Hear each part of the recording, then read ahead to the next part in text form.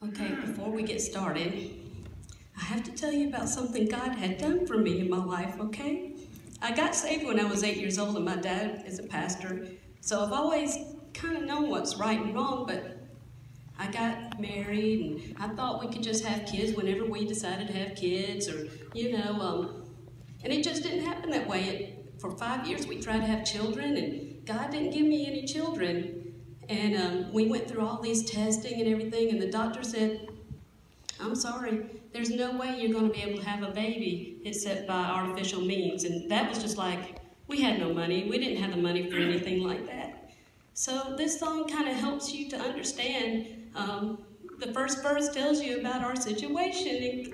But what happened, though, I almost forgot the biggest thing is when the doctor told me that, I went home and prayed like I've never prayed before. I've never asked God personally for me to have something.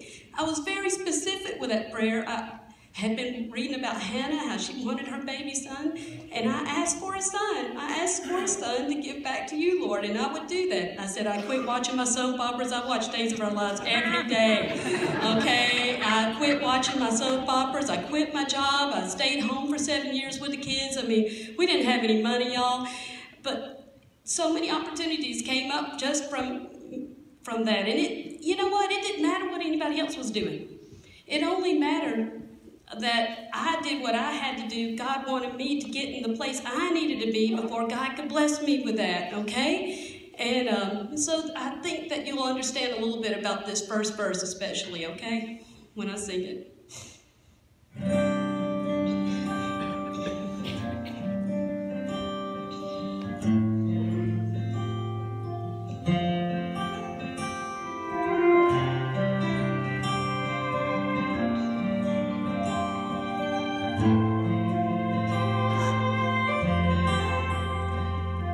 The doctor walked in with that look on his face and said, we've done all that we can. All you can do for a baby is pray. I'm sorry it's out of our hands. So we did, and now after all of these years, there's just one explanation to why they are here. It's a God thing.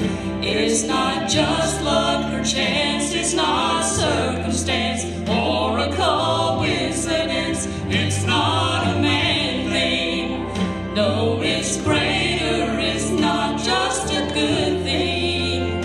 It's a God thing. He hadn't been sober in 17 years. That's why it was hard to believe when the preacher's words brought Robert Vazquez to tears, and he ended up down on his knees where he knelt there at the altar and prayed. He proved that we're never too far gone to say it's a God thing. It's not just luck or chance. It's not circumstance or a coincidence. It's not a man thing.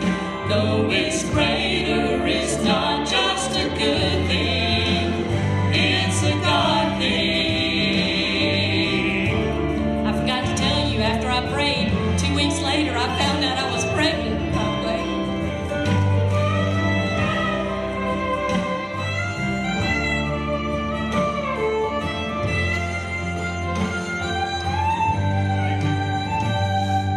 I've witnessed sunsets that painted the skies, that nearly took my breath away.